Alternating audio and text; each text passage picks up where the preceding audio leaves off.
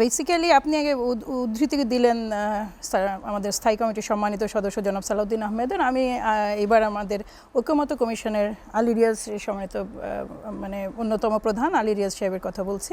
তার একটা কোট আমি আজকে দেখলাম যে তিনি বলছেন যে কোনো সব তো আর আসলে একমত হওয়া পসিবল হবে না। দেখেন, আমরা যখনই ঐক্যমত্য কমিশন বসলো ডিফারেন্ট পার্টি নিয়ে, প্রত্যেকটা পার্টির নিজস্ব কিছু চাওয়া আছে, নিজস্ব কিছু স্ট্যান্ড আছে। প্রতিটা পার্টি মনে করে যে জনগণের যে অংশকে তারা প্রতিনিধিত্ব করছে এটা সেই জনগণেরই মতামতের প্রতিফলন। সেই বাস্তবতা থেকে যখন আলোচনা শুরু হয় তখন থেকে কিন্তু অনেক দূর আমরা এসেছি। আসলে যদি আমরা একেবারে চুলচেরা বিশ্লেষণে যাই তাইলে মনে হয় দুটো তিনটা বিষয় আটকে আছে। এক হচ্ছে ওই যে নিয়োগ কমিশন, আরেকটা হচ্ছে উচ্চকক্ষে পিআর হবে কিনা। এই দুইটার মধ্যে ইভেন সেইটা নিয়েও কিন্তু ডিসকাশনে আমার জানা মতে বেশ কিছুটা অগ্রগতি আছে। এবং বিষয় হচ্ছে যে 100% সহমত কখনোই করা সম্ভব হবে না। এবং বদিউল আলম মজুমদার তিনি নিজে, গতকালকে আমি ছিলাম ওনার সাথে একটা রাউন্ড টেবলে, সেখানেও উনি একই কথাই বলেছেন যে সর্বোচ্চ চেষ্টা করা হবে বিভেদগুলো কমিয়ে আনার। এবং এইটা আসলে প্রতিটা দল স্বতন্ত্র, তাদের আদর্শ ভিন্ন, তাদের প্রত্যেকের মানে ডিফারেন্ট অ্যাপ্রোচ, এবং একটা জায়গাতে তারা এক জায়গায় কি দেশটাকে গণতান্ত্রিক পথে উত্তরণের জায়গায় এই সবগুলো দল একমত হয়েছে বলেই এই সুদীর্ঘ আলোচনায় এতখানি সময় ব্যয় করে প্রত্যেকে যাচ্ছেন আসছেন। এবং সদিচ্ছা না থাকলে এমন তো না যে কেবল যে 2 ঘন্টা কাটিয়ে আসছেন, তারা রীতিমতো এটার উপর সর্বোচ্চ চেষ্টা করছেন কোন কোন জায়গায় মানে এক মোটামুটিভাবে মতানৈক্য যেটা আছে, যে বিরোধটা আপনি এবং আপনি যদি একেবারে সংস্কার কমিশনের প্রপোজাল ধরে আমরা যাই তাহলে এটা কিন্তু খুব ফ্রাস্ট্রেটিং না। দুর্নীতি দমন কমিশনের 47টার মধ্যে অলমোস্ট 46টা, তারপরে আরেকটা কোনটা সংবিধান সংস্কার কমিশনেরও 200 কতটার মধ্যে 187টা সম্ভবত, 208টার মধ্যে 141, সরি আরেকটাও আছে, ওইটার তো নাম ওইটা জনপ্রশাসন সংস্কার। তারপর পুলিশ সংস্কার নিয়েও আপনাকে বলি, পুলিশ সংস্কারটা ওপেন হয়নি, প্রকাশ্য হয়নি না, কিন্তু তারপরেও যতটুকু আমরা খবর পেয়েছি সেখানেও কিন্তু র্যাব বিলুপ্তি সহ যে দাবিগুলো ছিল সেগুলোতে একমত হওয়া গেছে। দেখুন, ভিন্ন ভিন্ন দল এই কারণেই মানে এক্সিস্ট করে যে প্রত্যেকটা দলের অ্যাপ্রোচ ডিফারেন্ট, আদর্শ ডিফারেন্ট, উদ্দেশ্যের জায়গায় আমরা এক জায়গায় হওয়ার চেষ্টা করছি। উদ্দেশ্যটা কি? এই যে ভয়াবহ অবস্থা, যে এই 5ই আগস্ট বা 36শে জুলাই পরবর্তী যে বাস্তবতা, সেই বাস্তবতায় দাঁড়িয়ে এই ধ্বংসপ্রায় দেশটাকে মোটামুটিভাবে একটা গণতান্ত্রিক কাঠামো ফিরিয়ে দেওয়া, এমন একটা সাস্টেইনেবল সিস্টেমে ফেরত আসা ইলেকটোরাল প্রসেসের মাধ্যমে, যেই একটা সাধারণ জনগণের হাতে তাদের কিছু ক্ষমতা, তাদের ক্ষমতা যেটা অন্তত ভোটাধিকার, সেটা ফিরে যাক।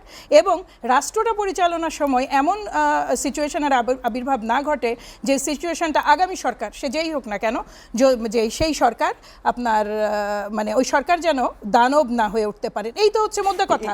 এটা কিন্তু প্রত্যেকের কথা। আপনি এনসিপির কাছে যান, এটা তাদের চাওয়া। এটা আপনি আমার ভাই যে জামাত ইসলামী সম্মানিতভাবে বসেছেন তার চাওয়া। আপনি যদি জাতীয় পার্টির কিনা, এটা কিন্তু মোদ্দা চাওয়া। এই দানব না হয়ে ওঠার জায়গাটা যদি আমি প্রশ্ন করি, এই জায়গাটাই কিন্তু বলা হচ্ছে এনসিসি বা জাতীয় সাংবিধানিক কাউন্সিল, যেমন সাংবিধানিক প্রতিষ্ঠানগুলো যখন রাষ্ট্রের স্বার্থ না দেখে কোনো একটা সরকারের বা কোনো একটা দলের স্বার্থ কায়েম করে এবং রাষ্ট্রীয় প্রতিষ্ঠানগুলো বা সাংবিধানিক প্রতিষ্ঠানগুলো যখন নষ্ট হয়ে যায়, তখনই কিন্তু আসলে ওই দানব হওয়ার প্রক্রিয়াটি ত্বরান্বিত হয়। এবং সে কারণেই কিন্তু বলা হচ্ছে যে এনসিসির মতো একটি প্রক্রিয়া, এবং বিএনপি প্রধানমন্ত্রীর মেয়াদ 10 বছর মেনে নিয়েছে এই শর্তে যদি এনসিসি গঠন না হয়। না দেখুন, এইটা হচ্ছে আমরা এনসিসি গঠনের বিষয়ে অর্থাৎ সরকারের ক্ষমতা খর্ব করার ক্ষেত্রে বিএনপি কোনোভাবে আমরা এনসিসি গঠনের বিষয়ে একমত ছিলাম না। এনসিসি বিষয়ে আরেকটা কথা আপনাকে আমি বলে রাখি, এটা হচ্ছে একেবারে এক্সপার্ট ওপিনিয়ন। এনসিসি কিন্তু অ্যাপ্লিকেবল ছিল না। এনসিসির যে ধারণা, একাডেমিক্যালি ওটা যতই সাউন্ড হোক না কেন, ওটা যদি ইকুয়ালি আপনার ফিল্ডে অ্যাপ্লিকেবল না হয়, ওটা কেবলমাত্র একটা হাইপোথিসিস হয়ে থেকে যায়, সেটাই হয়ে আছে। এখন যেটা তারা বলেছেন সংস্কার কমিশন আবার সামান্য সংশোধনী নিয়োগ তারা এনেছেন, সেটার সাথে এখনো পর্যন্ত আমরা একমত হতে পারিনি এবং হওয়ার সম্ভাবনাটা কম। আপনি যেটা বলেন, আপনার সাথে আমি শুরুতেই একমত হচ্ছি না সাদি। আপনাকে আমি জাস্ট আপনার প্রশ্ন থেকে অ্যান্সারটা দিই। আপনি আসলে কয়বার ভোট দিয়েছেন? প্রথম এবং প্রধান অস্ত্র যে মানে যেই কারণটা বিগত সরকারকে আপনার একেবারে দানব করে তুলেছিল, সেটা হচ্ছে সম্পূর্ণভাবে ক্রমান্বয়ে মানে নির্বাচন ব্যবস্থাটাকে ধ্বংস করে ফেলা। এটাকে প্রহসনও যদি বলি তাহলেও কিন্তু এটা অনেক কম হয়ে যায়। এটা প্রহসন না, এটা বেসিক্যালি অনুপস্থিতি নির্বাচন ব্যবস্থার।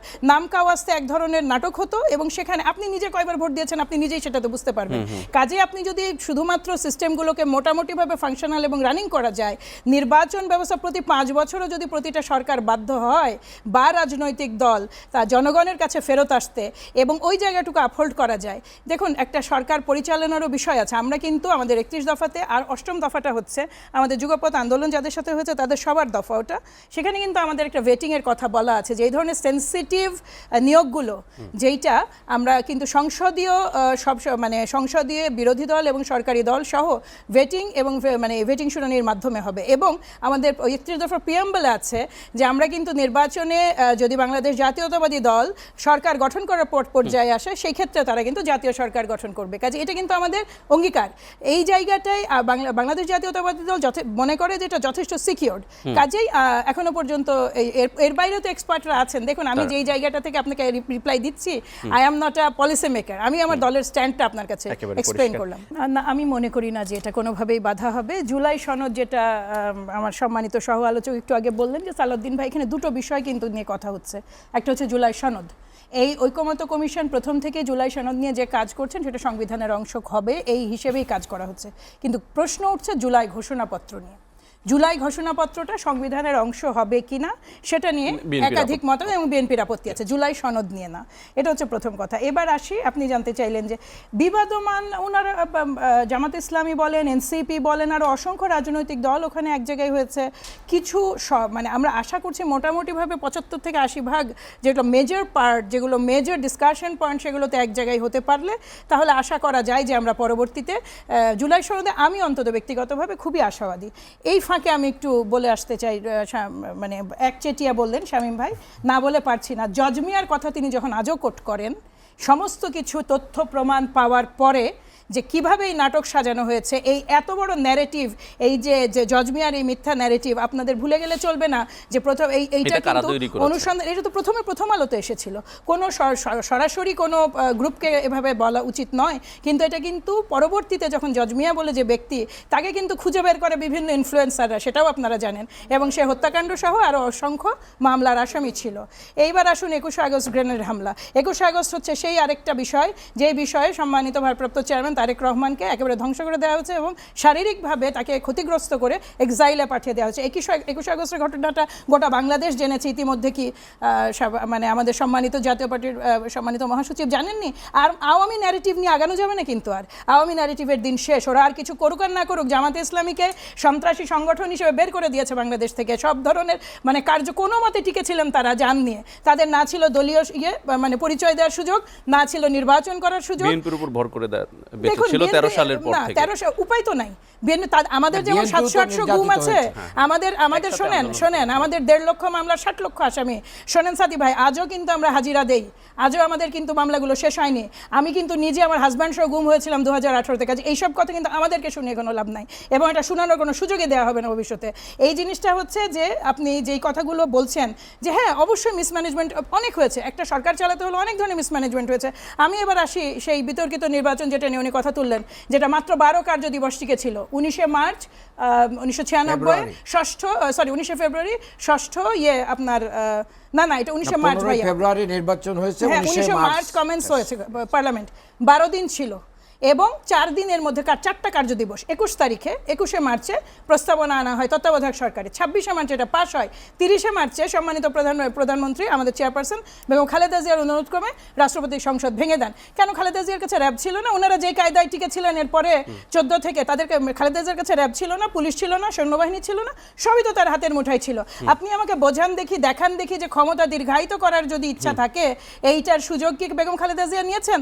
তারেক রহমানকে নিয়েছেন। তারেক রহমান যখন তার রাজনীতি শুরু করেন 1988-তে, তার মা প্রথম ক্ষমতা আসেন, তিনি 26 বছরের যুবক। তিনি কি কোনো এমপি ইলেকশনে দেখেছেন যে তিনি এমপি নির্বাচন করেছেন? আপনি ঢালাওভাবে যদি 91, 96 বা এই যে তত্ত্বাবধায়ক সরকারের অধীনে নির্বাচনগুলোর সাথে পরবর্তী মিলিয়ে দেন, তাহলে তো এটা খালি অন্যায় না, এটা আপনি তাহলে তো রাজনীতির বেসিক জায়গাতে মিস্টেক করছেন।